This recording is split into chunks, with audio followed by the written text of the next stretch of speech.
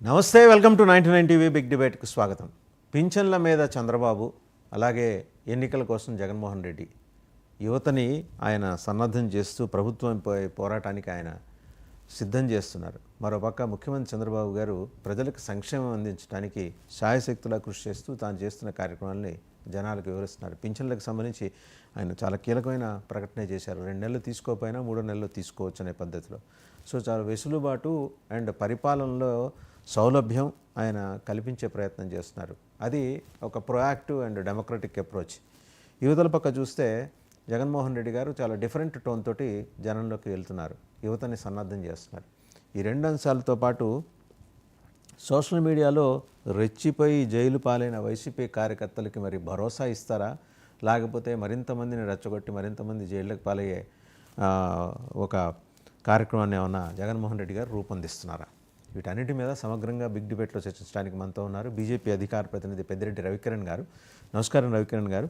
అలాగే కనకారావు గారు, వైసీపీ అధికార ప్రతినిధి, సీనియర్ నాయకులు, అండ్ దుర్గాప్రసాద్ గారు, టీడీపీ అధికార ప్రతినిధి, అలాగే మస్తానరావు గారు కూడా జాయిన్ అయ్యారు, political analyst. To start with Ravikiran గారు, ముందుగా మీకు 2 తెలుగు రాష్ట్రాల్లో బీజేపీకి కొత్త అధ్యక్షులను నియమించినందుకు చాలా కాలం సుదీర్ఘమైన వెయిటింగ్. ముందుగా మీకు శుభాకాంక్షలు.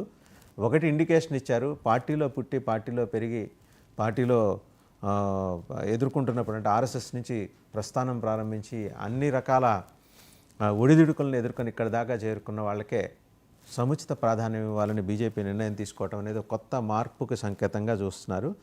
అండ్ అయితే అనుకోకుండా ఏంటంటే 2 రకాల వ్యాఖ్యలు వస్తున్నాయి. చంద్రబాబు గారే మాధవ్ గారి నియామకాన్ని చూశారని ఇక్కడ, అక్కడేమో కేసీఆర్ గారు రామచంద్రరావు గారి నియామకాన్ని చూశారని అక్కడ తెలంగాణలో. ఏంటంటే ఇది, మీరేమో పాపం వాళ్ళు పార్టీలో పుట్టి, అదే సంఘలో పుట్టి తర్వాత పార్టీకి వచ్చి ఇన్నాళ్ళు కష్టపడిన తర్వాత ఈయనందే ఎంచుకోవటం ఏంటి?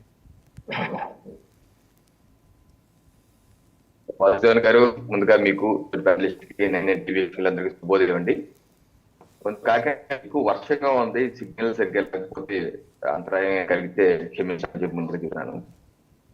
అయితే చాలా సంతోషం, ఉభయ తెలుగు రాష్ట్రాల్లో ఆంధ్రప్రదేశ్ లో పివిఎన్ మాధవ్ గారు, తెలంగాణలో రామచంద్రరావు గారు ఇద్దరు సుదీర్ఘమైనటువంటి దశాబ్దాలుగా పార్టీలో పనిచేస్తున్నటువంటి సుశిక్షితమైనటువంటి కార్యకర్తలకి ఈరోజు రాష్ట్ర అధ్యక్షులుగా బాధ్యతలు ఇవ్వటం చాలా శుభపరిణామం. అందరూ చాలా సంతోషంగా ఉన్నారు.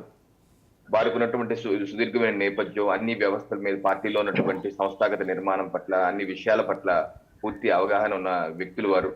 సో వారి యొక్క సారథ్యంలో ఉభయ తెలుగు రాష్ట్రాల్లో భారతీయ జనతా పార్టీ మరింత వేగంగా ముందుకెళ్తుందని చెప్పి మాకు దృఢ విశ్వాసం ఉంది. ఒకటి.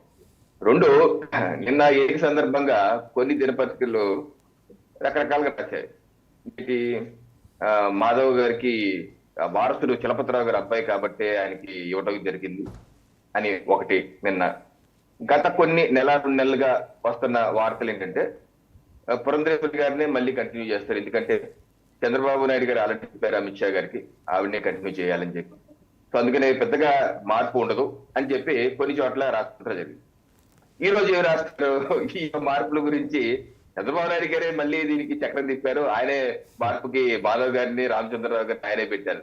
అంటే నాలుగుకి నరం లేదనమాట, ఎలా పడితే అలా మనం తిప్పేసుకోవచ్చు. ఒకటి, మాధవ్ గారు చలపతిరావు గారు అబ్బాయి ఈ రోజేనా? గత 40 ఏళ్ళగా అబ్బాయి కాదా? మరి గతంలో ఆయనకి ఎందుకు ఇవ్వలేదు, ఈ రోజే ఎందుకు ఇచ్చారు?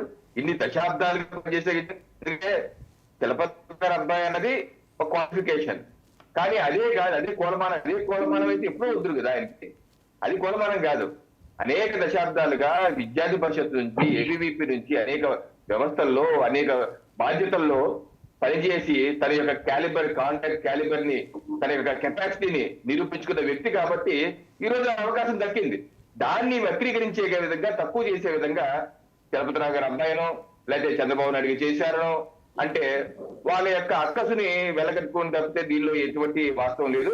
అదే నేను అనేది ఏంటంటే అండి, నేను ఇక్కడ చెప్పాలనుకుంటున్నది రవికిరణ్ గారు, నెరేటివ్స్ చాలా బలంగా వాళ్ళిద్దరి పేర్లు బయటకు రాగానే పొగలు కక్కుతూ సెగలు కక్కుతూ అలాంటి నెగిటివ్ నెరేటివ్స్ చాలా బలంగా స్ప్రెడ్ అయినాయి. బహుశా వాళ్ళ ఆకాంక్షలు, వాళ్ళ అభిమతాలకి అనుగుణంగా బీజేపీ వ్యవహరించలేదని ఇందాక మీరు అన్నారే, దాన్ని అక్కస్ అంటారో ఆక్రోశం అంటారో, మరి బహుశా అది కారణం ఏంటచ్చు. ఎందుకంటే ఏ రకంగా చూసినా కూడా అంటే ఒక న్యూట్రల్ పర్సన్గా నేను చెప్తున్నాను. వాళ్ళిద్దరూ ఏంటంటే సంఘ్లో పుట్టారు, ఏబీవీపీ, బీజేవైఎం, అండ్ ఆయనైతే 14 సార్లు జైలుకి పోయి వచ్చాడు రామచంద్రరావు గారు. అండ్ ఇటు మాధవ్ గారు చేసిన పోరాటాలు. సో అంటే బీజేపీ కార్యక్రమాలు కూడా పక్క నుంచి నియంత్రించాలని భావించే కొన్ని శక్తులు, వాళ్ళలో అందరూ ఉంటారు. ఆ శక్తుల్లో రకరకాల డిసిప్లిన్స్ నుంచి వచ్చిన వాళ్ళు ఉంటారు. ఎందుకో వాళ్ళకి మింగుడు పడినట్లేదు. సరే, ఎనీహౌ వాళ్ళిద్దరికీ శుభాకాంక్షలు చెప్తూ మనం డిబేట్ స్టార్ట్ చేద్దాం. ఏంటి సార్, ఒకసారి జగన్మోహన్ రెడ్డి గారు ఏం మాట్లాడారో చూసి వెళ్దామండి. నిన్న కార్యకర్తలకు దిశానిర్దేశం చేశారు ఆయన. ప్రతిపక్షంలో ఉన్నప్పుడే ఇవన్నీ బలంగా మనం తయారు చేసుకునే వెసులుబాటు మనకుంటుంది. వెసులుబాటులోకి రావాలి. ఆర్గనైజేషన్లో ఉన్న ప్రతి ఒక్కడు సోషల్ మీడియాలో ఆటోమేటిక్లీ ఎంపానల్ కావాలి. సోషల్ మీడియాలో మీ ఫోన్ అన్నది